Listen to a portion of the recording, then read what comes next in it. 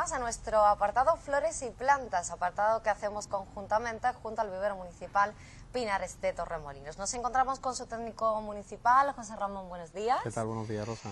Y José Ramón, hoy vamos a continuar hablando de árboles tropicales. Y es que en nuestro programa anterior hablamos precisamente de estas especies originarias de América, pero que se han adaptado aquí estupendamente. Se adaptan bien. Entonces, bueno, como en un programa era un poco, pues casi imposible hablar de todas, decidimos de hacerlo en 2 veces y bueno, hoy vamos a tratar de 3 especies en concreto que, bueno, al ser tropicales y empezar a usarse, pues debemos de enseñársela un poco a la gente, ¿no? A ver cómo funciona y qué manera de cultivarse tienen y bueno, qué atractivo tienen comercialmente hablando, ¿no?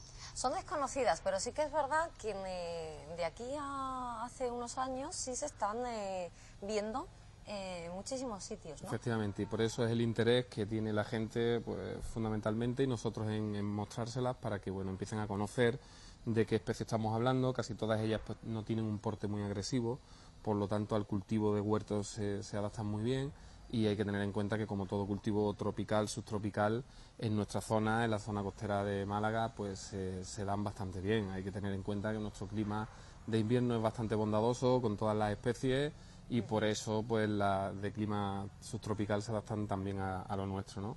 Comentamos en el programa, y habrá que hacerlo a modo recordatorio para que la gente que nos está viendo entienda, de que el impedimento que pueden tener los tropicales, aparte de evidentemente el frío del invierno, que si bajara la temperatura de 0 grados lo pasarían muy mal, pues otro de los inconvenientes viene por el suelo, ¿no? Es decir, la franja costera malagueña, casi toda la Mediterránea, tiene una característica natural en el suelo, y es que tiene el pH normalmente alto por culpa de un elemento que es el calcio, ¿no? Entonces, eso comentábamos en el programa anterior, de que es un problema porque va a provocar carencias inducidas de, sobre todo, elementos metálicos, ¿no?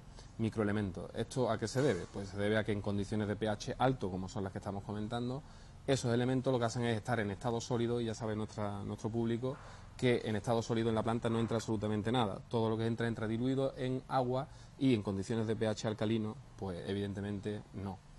¿Qué forma teníamos de evitar esta historia? Pues hay 2 formas, fundamentalmente. Una, que es a base de abonados en forma de quelato, que es una, digamos, composición química que se adapta a que pueda penetrar en la planta, y por otro lado hacer pulverizaciones foliares con microelementos, ¿no?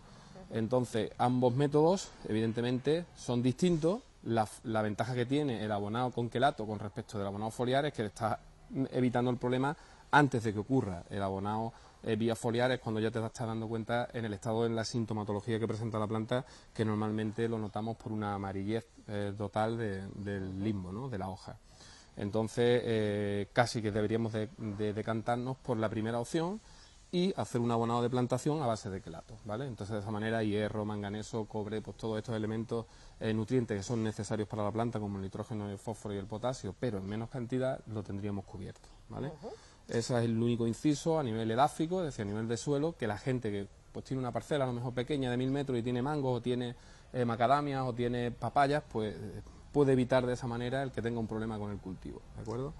A título orientativo en cuanto a forma de cultivar, ¿vale? Bueno, pues los árboles de los que vamos a hablar hoy no tienen ningún problema, solamente hay que ver el verde tan bonito de sus hojas. Sí. Y vamos a comenzar por el primero de ellos. ¿De qué vamos a hablar primero? Pues yo creo que de las 3 que vamos a hablar, en primer lugar, la papaya, sin duda ninguna, es la más conocida por la gente. Su nombre científico, Carica papaya, viene en honor al Ficus carica, un tipo de higuera, ¿vale?, que hay en México. Y entonces el limbo, si la gente lo observa bien, ¿vale?, es muy parecido, tiene la nerviación marcada en blanco, lobulada, tal como la hoja de la higuera, pero evidentemente mucho más grande, ¿no?, con un peciolo, que es la parte del rabo, digamos, de la hoja, que puede llegar a medir hasta 1 metro. Tiene foliación alterna en este caso, es decir, está alternándose, no van uno enfrente del otro, sino van escalonados. Y bueno, hace que se trate como una hierba grande, ¿no? Tiene mucha fibra en su tronco, pero no leñosa, por lo tanto es más una hierba grande que un árbol, ¿no? Puede alcanzar, es decir, unos 8 metros. Aquí en Torremolinos he visto algunos ejemplares que tienen pues alrededor de 6, ¿no? O sea, eso significa que la adaptación es muy grande, porque si no, la planta nunca alcanza su talla máxima, ¿no? Hemos tenido la suerte de localizar un ejemplar donde las flores ¿vale? Empiezan a cuajar y se empiezan a transformar en su fruto, ¿vale? Que es la papaya, que después pues tendrá pues un tamaño considerable, ¿vale? Más o menos como una pera un poco mayor, ¿vale?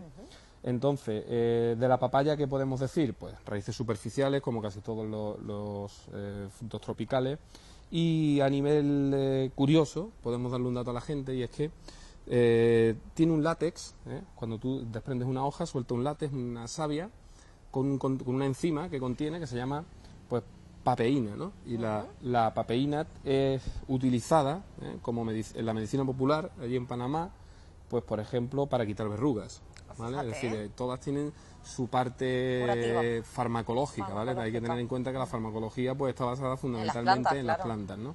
Y es curioso como los antiguos pues todas esas cosas las sabían sin haber estudiado medicina o farmacia, ¿no? Así que normalmente las flores son hermafroditas, aunque hay que decir que hay pies que pueden comportarse como dioicos, esto es que la flor femenina esté en una planta y la masculina en otra distinta, pero lo normal es que la flor sea hermafrodita, es decir, que órgano masculino y femenino den en el mismo pie y en el mismo momento, ¿vale? En la misma flor, ¿de acuerdo? Que es el caso que aquí tenemos hoy, ¿de acuerdo? Pues ya no venden, se adaptan estupendamente bien y además dan unos frutos maravillosos que además se pueden comer tranquilamente, perfectamente, si se ha tenido en cuenta, ¿no? Supuesto, y se ha cuidado y se ha mimado a esa planta. José Ramón, ¿qué plagas pueden atacar a la papa? Que esto se note. Es bueno hacer un recordatorio con respecto a las plagas porque más o menos coinciden en todas, ¿no? Es decir, salvo quizás la macadamia, que es un fruto seco, como ahora comentaremos, el resto de frutales tropicales puede ser atacado por la mosca de la fruta, la Ceratitis capitata. Claro, son frutos, en definitiva. Porque en realidad es una fruta más, entonces al adaptarse a nuestro clima, evidentemente también se tienen que adaptar a todo el elenco de plagas que aquí puedan atacar, y la mosca de la fruta es una de ellas. Pulgón puede ser otra, quizás algún gusano defoliador, es decir, alguna larva de lepidóptero de mariposa que pueda atacar, por ejemplo, en el caso del zapote es común.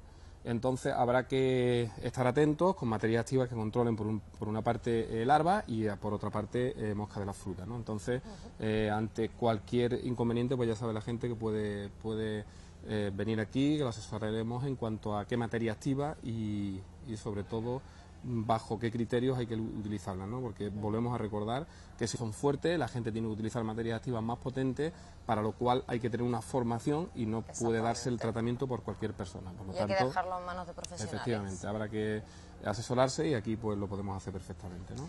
Vaya, que si ustedes tienen alguna duda, por mínima que sea, que acudan aquí al vivero municipal Pinares de Remolinos, que le van a informar de todo. Bueno, ya hemos conocido un poquito más lo que es la papaya, ahora vamos a conocer otro de ellos, ¿no? Totalmente distinto, tiene un atractivo muy bonito en cuanto a hoja, ¿no? Porque veis cómo tiene esas espinas en el limbo, es la macadamia, ¿vale? La macadamia pues es un fruto seco australiano, el origen es totalmente distinto, pero igualmente ya sabemos porque la papaya viene de México, ¿no? La papaya es mexicana, hay por ahí autores que, bueno, comentan Centroamérica, pero creemos que el origen es mexicano, ¿vale? Yo te voy a decir una cosa, donde he comido yo mejores papayas ha sido en México. Por lo tanto, algo habrá de verdad, algo habrá de verdad. Algo habrá de verdad. Bueno, en este caso, macadamia, el origen, la etimología, igual que antes comentábamos que era por el origen de una higuera de allí, el tema de la papaya, la macadamia es en honor, un botánico le puso el nombre de macadamia en honor a un médico australiano, Macadam, y por eso el nombre genérico coincide con esto, ¿no? Integrifolia es porque significa que el limbo es entero y bueno, tiene ese apéndice, ¿vale? Entonces ahí no sé si se observa bien en la fotografía, ¿vale? Que es como si fuese una nuez, ¿vale? Es un fruto seco dentro de esa cáscara. Que no da la sensación, ¿no?, de que vaya a salir de ahí un fruto, no tenemos la posibilidad de ver el fruto como en el caso de la papaya, ¿no? Pero es una especie de nuez, ¿vale? Por dentro es un fruto seco como la nuez y en realidad pues su atractivo comercial es ese, no es otro, ¿vale? Es decir, se utiliza también en industria cosmética, como en el caso de la papaya, que antes no comentábamos,